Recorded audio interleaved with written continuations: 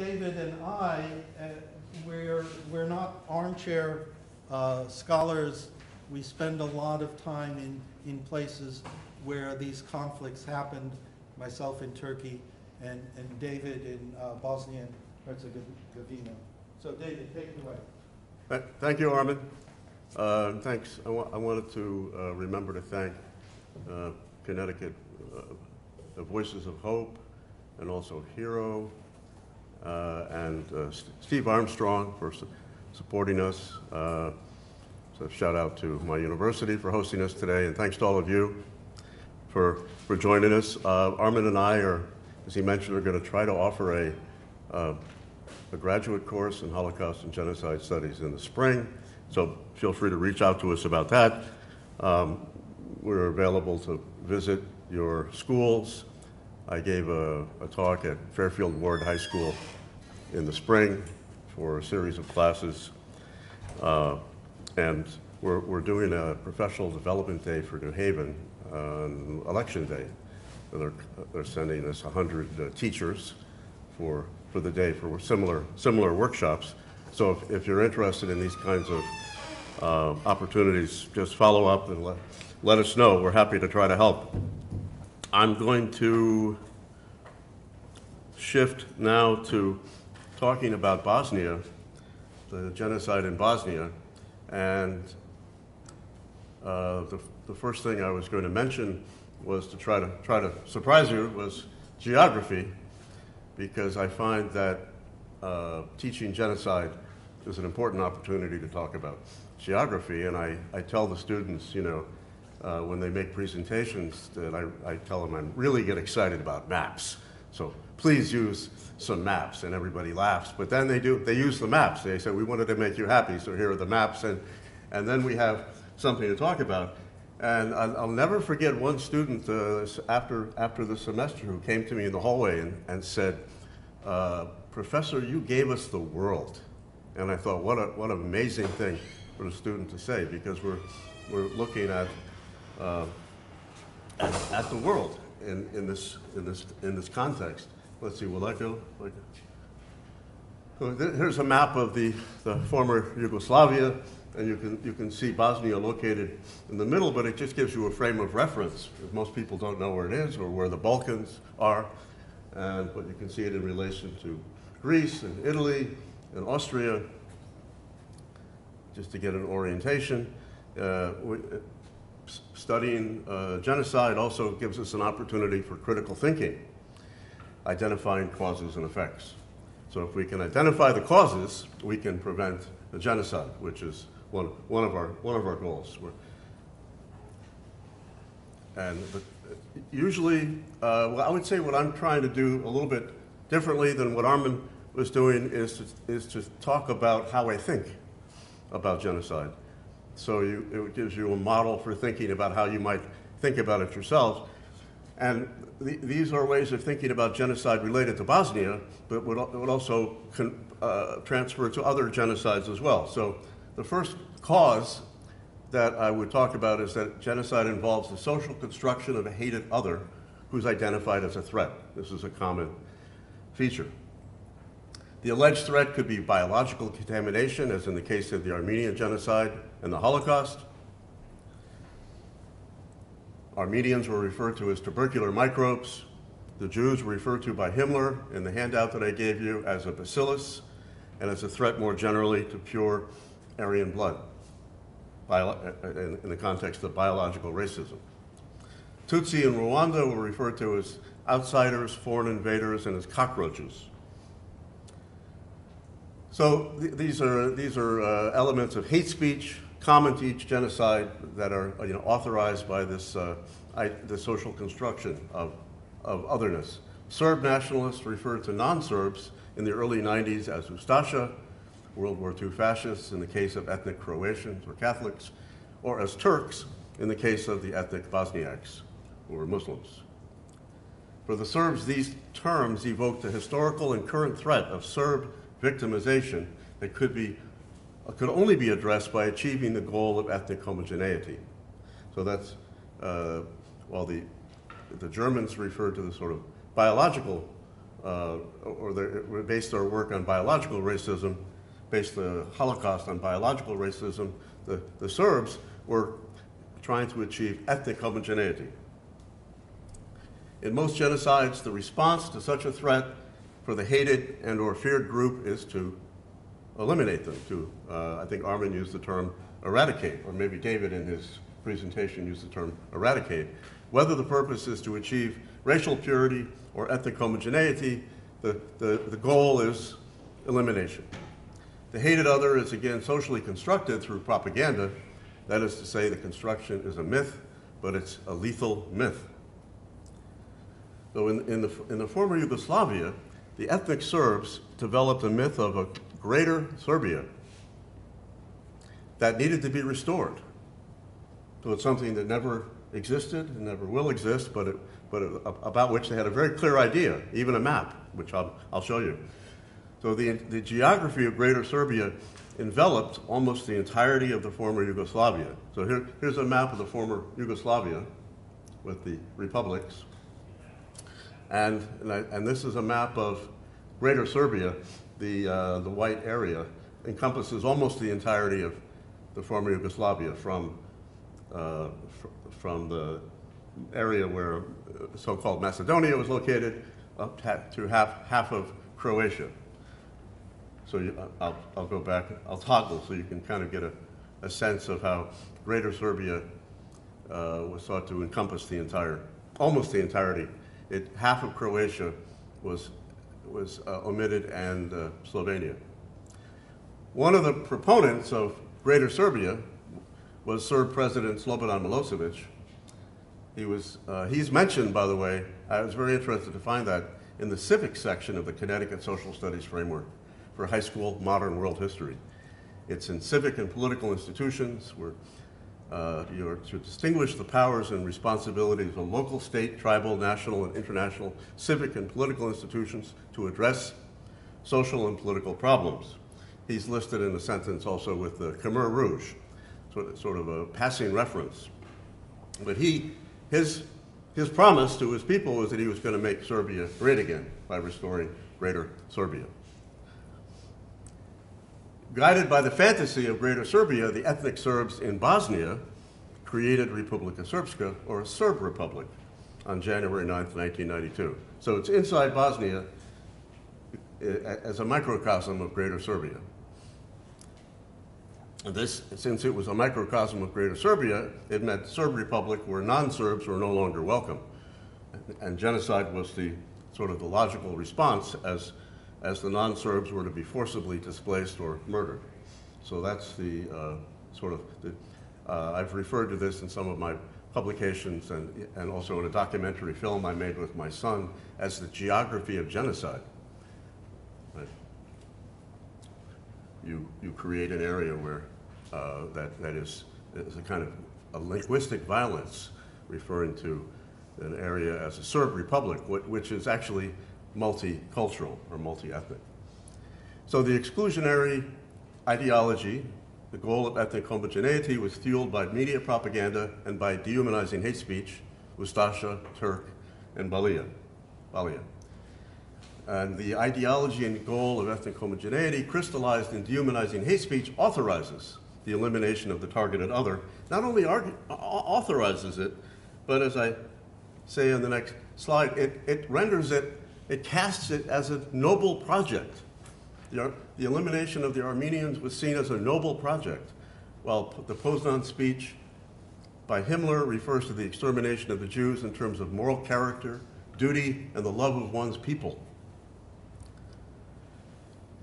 And the elimination of the non-Serbs from Republika Srpska was seen, as I mentioned, as a necessary step in restoring this idea of a greater ethnically pure Serbia in response to the historically perceived Serb victimization. So, when Bosnia declared independence in March 1, 1992, and was recognized by the European community, the precursor to the EU, Serbia invaded. And then the army of Republika Srpska began to murder and forcibly expel non-Serbs in order to achieve ethnic homogeneity in Republika Srpska. and this, didn't know it was that far back within. So the Republika Srpska borders on Serbia, and so at first the Serbian army, former Yugoslav army, is invading, and then the fight is taken up by the Bosnian Serb army. Okay, I'll go back quickly to where we were. What were the effects of the invasion? There's an apparatus of elimination of the hated, targeted other that's unique to each genocide. I think David was discussing the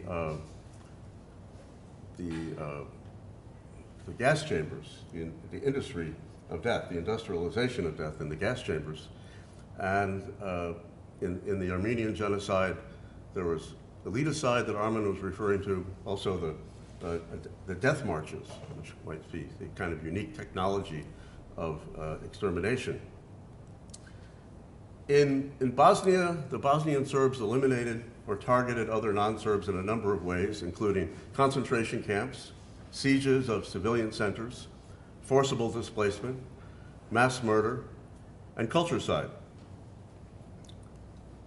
There were concentration camps where people were held in detention, tortured, and murdered. This was on Time magazine in the spring 1992. This was Chernopolye concentration camp. Chernopolye was located in Prijedor municipality, which is, you can see Prijedor way up in the northwest corner of Bosnia on this map of Bosnia. I don't know if your eyes can find the word Prijedor. I apologize, I don't have the laser pointer. And this is a map that shows the location of Prijedor and Karaturm, Chernopolye, and Omarska, which were concentration camps. Kozarac was a village which was destroyed along with many villages in that area. So these are images from the concentration camps. There were also sieges of cities and civilian centers that involved bombing, shelling, shooting, bombing, and starving civilians. The Srebrenica genocide, which I'll talk about, begins July 11th, 1995, but for 3 years prior to that, the town had been under siege and citizens had been starving. So this was the siege of Sarajevo. Is an example of the shelling of a marketplace in Sarajevo. And 11,542 civilians, including 1,000 children, were murdered during the siege of Sarajevo. There was a mass murder of civilians in places like Visegrad and Srebrenica. In Visegrad, in these locations, women and children were burned alive on two separate occasions in June 1992. The perpetrators were convicted, not of genocide, but of extermination as a crime against humanity. This is the Piranitska Street house where they were herded into the basement and burned alive.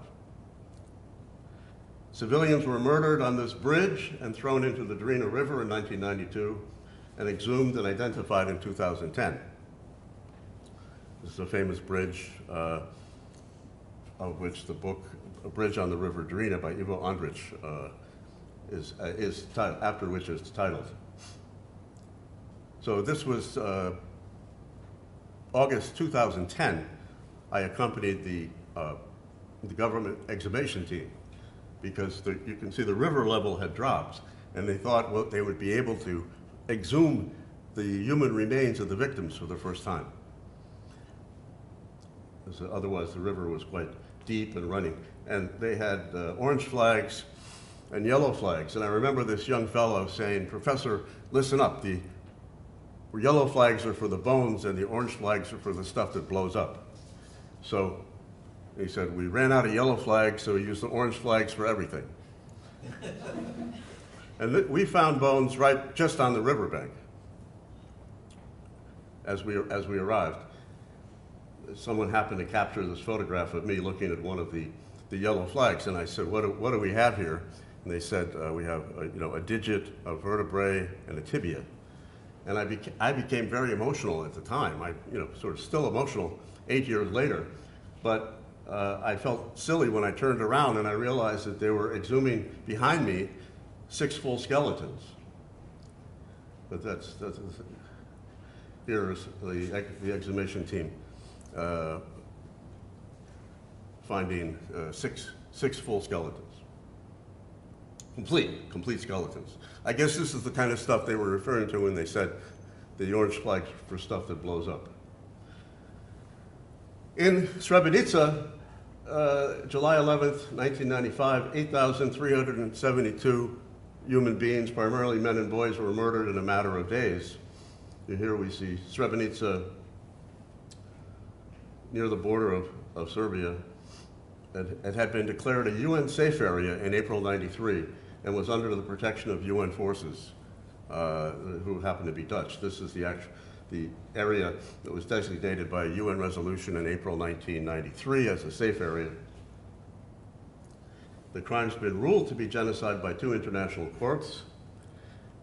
And it's interesting that Republika Srpska, which is an entity in Bosnia that was recognized by the Dayton Peace Accords, denies the genocide. And recently the Assembly voted to reestablish a commission to study what happened, which is a kind of implicit denial of the genocide. The president of Republika Srpska denies the genocide regularly. And today, as I was preparing to talk to you, I noticed that the United States State Department issued a condemnation of genocide denial in Republika Srpska. So one of the unique aspects of the genocide in Bosnia was that the victims were hastily buried in mass graves. And then within months of the mass burials, when they found out that we had satellite footage of the graves, the perpetrators moved the remains from primary mass graves to secondary mass graves to hide the evidence. So this is a secondary mass grave. The result is that the bodies were disarticulated or broken up into many pieces. So you find one person in 5 or 6 different mass graves. And they have to reassociate the parts of the body through painstaking DNA identification. I met a young Bosnian who had returned to Srebrenica with his mother in 2005, and he said his father was found in 5 different mass graves, and then they buried him in 2012 in the Memorial Cemetery. And so this is a secondary mass grave near Srebrenica, near the Memorial Cemetery, just as a locator. When the remains are exhumed and identified with DNA technology, the identified remains are prepared for burial as part of the annual commemoration of the genocide and collective burial of the victims in the Potocari Memorial Cemetery on July 11th. So they bring the remains in the, they're called tabuti, to the warehouse on July 9th, move them to the cemetery on July 10th, and bury them on July 11th.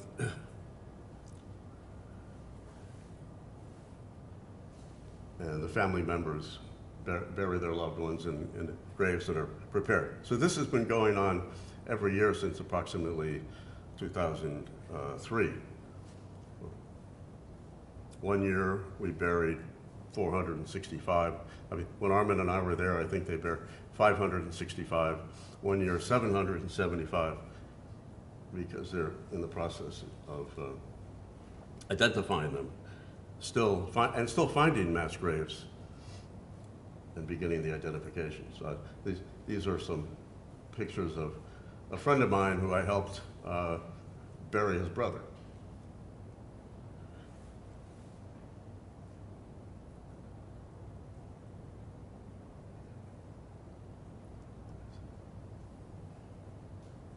So that's the memorial cemetery inside Republika Srpska, where the genocide is denied. But the cemetery is under the administration of the of the national government.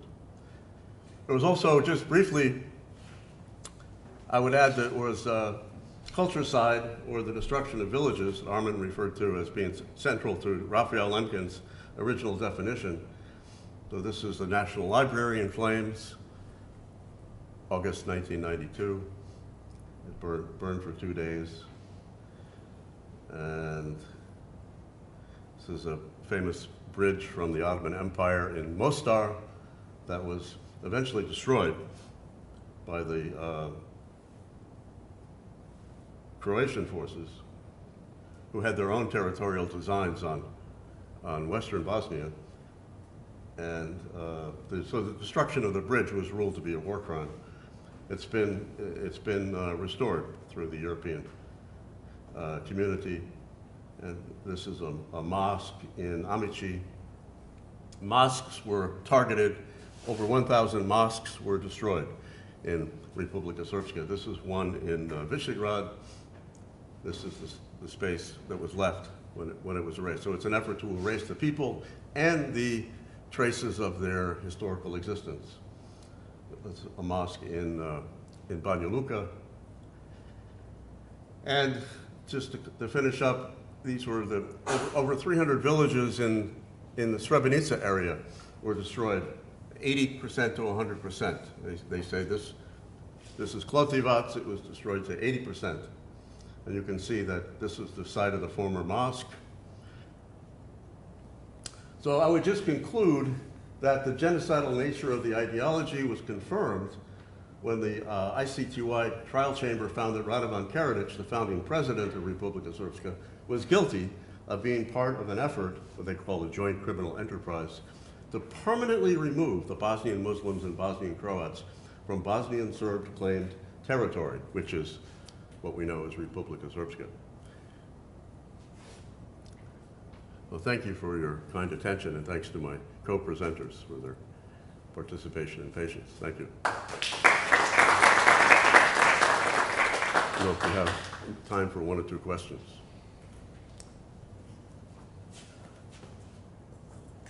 I know I meant to begin with that same question Armin began with, to ask how many of you teach the Bosnian genocide in your classes? Oh. More, Yeah. It's almost a deadline. Yes. I have a question. You're very specific about calling it a genocide as opposed to what is commonly referred to as ethnic cleansing. Could you get into that debate real quickly? That's, I would like to address that, because it's an excellent question, because say the Bosnian community sees the term ethnic cleansing, which was used from the beginning of the atrocities, from the beginning of the Serb aggression, as genocide denial. Instead of calling it genocide, it was called ethnic cleansing, and so it can be seen as insulting to the targeted group in many ways, but also as genocide denial. So I don't hear the word ethnic, the phrase. I believe that American Journalism Association argues against using the term, although you still find it. I think even in my film, trying to think through this whole terminological issue, at one point I call it genocidal ethnic cleansing, to give an emphasis to the genocidal intent. There's been a conviction for genocide in Srebrenica and Žepa enclaves. There have been people have been charged with genocide, but not yet. It wasn't proved in count 1 of the Mladic or Karadzic cases that pertain to the rest of Republika Srpska, but the prosecutor is appealing the case. So that raises another question about whether we're limited to, when we use the word genocide, if we're limited to those cases where there's been a conviction for genocide, which hasn't happened in the Armenian genocide or in the Cambodian genocide, for example, or whether we can undertake an analysis based on the kinds of conceptual points I was trying to build in the presentation. related to its clear eliminationist intent. I hope that answers the question. Yes? Could you just clarify, where did the term, is the term ethnic cleansing, where did that come from? That's The term ethnic cleansing, where did that actually, is that a Bosnian term? I think it was coined during the early part of the genocide in Bosnia. It was trying to capture the Nazi approach to establishing the living ground free of contaminated blood. But then it got quickly used as a way of avoiding the word genocide. That's my argument, that it became a subtle form of genocide denial from the beginning, because there's an academic, Edina Beširović, who said that she was kind of speaking about Stanton's approach to the stages of genocide. And usually denial is seen as the last stage of genocide, but she said this was denial from the beginning in the case of Bosnia. And in the region, the Republika Srpska, the leadership of Republika Srpska, and also Serbia denied the genocide. When a genocide resolution went to the UN in 2015 on the 20th anniversary, Republika Srpska asked Serbia to ask Russia to veto the resolution in the Security Council, which they did.